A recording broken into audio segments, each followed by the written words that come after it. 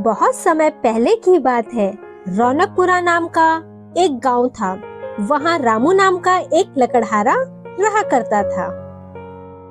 वह गांव बहुत सुंदर था। रामू अपनी पत्नी के साथ उस गांव में रहता था। रामू जंगल में जाकर लकड़ियां काटकर लाता था और उसे बेचकर अपना और अपनी पत्नी का पेट भरता था। एक दिन रामू की पत्नी तारा रामू से कहती है कि सुनिए जी, ये लकड़ी बेचने से बहुत कम पैसा मिलता है, क्यों ना हम कोई दूसरा काम करें जिससे ज्यादा कमाई हो। इतने में तो घर चलाना काफी मुश्किल हो जाता है। अरे तारा, मैं भी चाहता हूँ कि ज्यादा पैसा कमाऊं, लेकिन समझ नहीं आता कि काम क्या करूं। आप कहो तो आपको एक बात बोलूं? आप और मैं दोनों शहर चलते हैं। वहाँ जाएंगे तो जरूर ही कोई काम मिल जाएगा। नहीं, हम कहीं नहीं जाएंगे, हम यहीं रहेंगे, इसी गांव में। रामू गुस्सा हो जाता है और लकड़ी काटने जंगल में चला जाता है। फिर रामू जंगल में एक पेड़ की लकड़ियाँ काटने लगता है और लकड़ियाँ काटकर गांव वापस लौटने लगता है।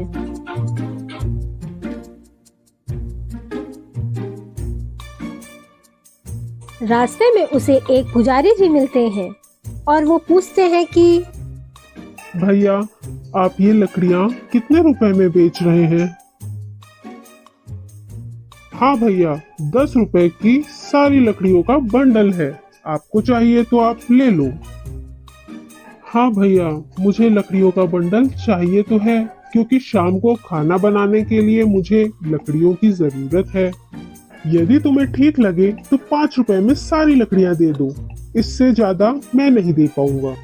नहीं पुजारी जी, मैं आपको आधी कीमत में ये लकड़ियाँ नहीं दे सकता, मेरी पत्नी बहुत नाराज होगी। फिर रामू सोचने लगता है कि अगर मैं इतनी लकड़ी लाद के इतनी दूर ले जाऊंगा, इससे अच्छा ये लकड़ी मैं यहीं कम दाम में बेच दूं।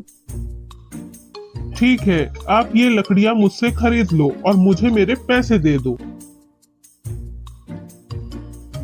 फिर रामू लकड़ियों का बंडल लेके पुजारी जी के यहाँ घर पे छोड़ देता है। फिर पुजारी जी रामू से कहते हैं कि भैया, आप बड़े थके हुए लग रहे हैं, आप मेरे घर में थोड़ी देर विश्राम करके और भोजन करके ही जाना। सच में रामू बहुत थका हुआ था और भूखा भी था। वह पुजारी जी को हाँ कर देता है। पुजारी जी की पत्नी भोजन परोस के रामू को खाने को देती है। उसके बाद रामू को लगता है कि पुजारी जी हर भूखे व्यक्ति को फ्री में खाना खिलाते हैं।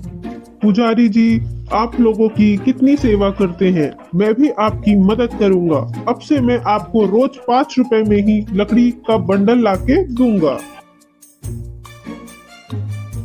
ठीक है रामू, इसमें तो मेरी बहुत बड़ी मदद हो जाएगी। रामू बहुत खुश हो जाता है। रामू रास्ते में सोचते हुए जाता है और मन ही मन कहता है कि मैंने कभी सोचा नहीं था कि मैं भी कभी किसी की मदद कर पाऊंगा। फिर रामू अपने घर पहुंच जाता है और तारा को सारी बात बताता है, पर तारा नाराज हो जाती है रामू की बात सुनकर, क्योंकि वह कम दाम में लकड़ियां बेचकर आता है, उसे कम पैसे मिलते हैं। तारा बहुत दुखी हो जाती है। इतने कम पैसे लाओगी तो मैं कैसे घर चलाऊंगी, घर का काम कैसे करूंगी, राशन कैसे लाऊंगी, समझो तो आप। अच्छा ठीक है, मैं आपसे 2 बंडल लकड़ियां काटूंगा, एक बेच दूंगा और एक पुजारी जी को दे दूंगा। जैसा आपका मन हो वैसा करो आप, मुझे मेरा घर चलाने से मतलब है। रामू अब से 2 बंडल लकड़ियां काटता था।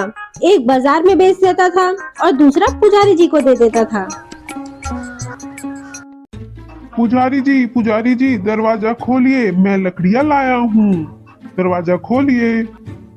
नहीं रामू, आज मेरे पास पैसे नहीं हैं, तो मैं नहीं ले पाऊंगा। अच्छा ठीक है, आप पैसे कल दे देना, आप मुझे भोजन करवा दीजिए, बहुत जोर से भूख लगी है। अच्छा ठीक है, 2 मिनट रुको, मैं तुम्हारे भोजन की व्यवस्था करवाता हूँ। पुजारी अंदर जाता है और अपनी पत्नी से कहता है कि बाहर रामू आया है, उसके भोजन की व्यवस्था करनी है। आप अच्छे से जानते हैं कि घर में केवल एक जन के पेट भरने का भोजन है, फिर भी आपने उसे भोजन के लिए बुला लिया। तुम परेशान मत हो, मुझे वैसे भी भूख नहीं है, तुम मेरा भोजन रामू को दे दो। आप खुद भूखा रहकर दूसरों का पेट भर देते हैं, ऐसा कब तक चलेगा? आप बीमार हो जाएंगे।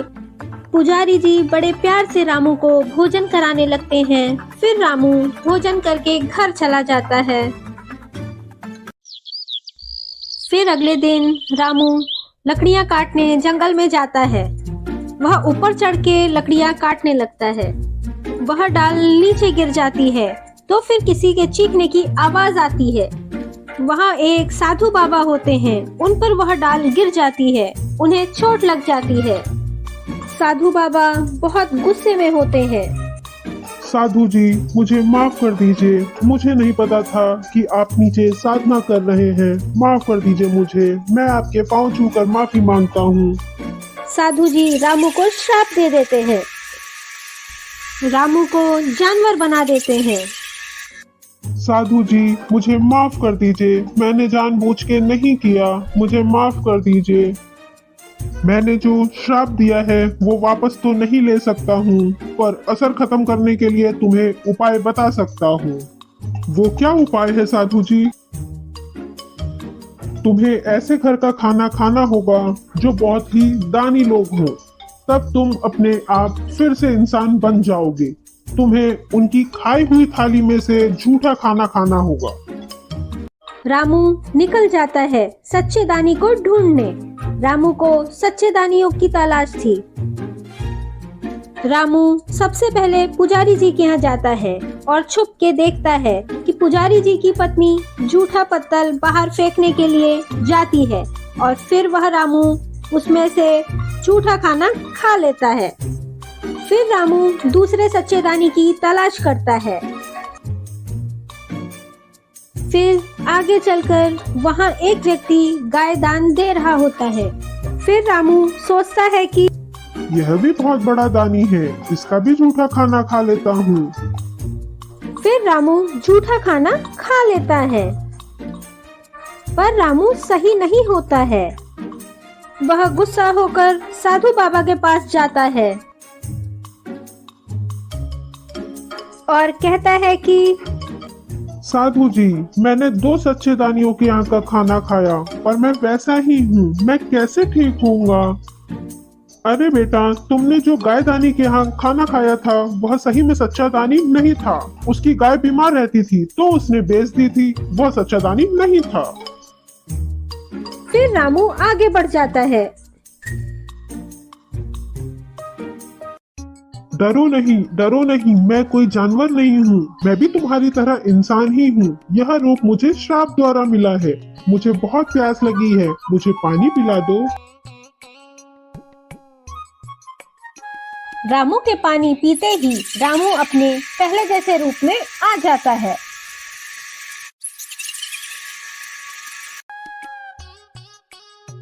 भैया, आपका बहुत बहुत धन्यवाद। आप गरीब होते हुए भी एक सच्चे दानी हैं। मैं अपने असली रूप में आ गया। धन्यवाद आपका। रामू बहुत खुश हो जाता है। वह अपने घर की ओर लौट जाता है।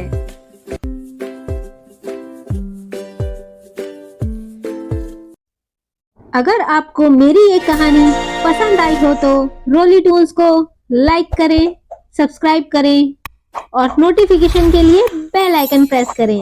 धन्यवाद।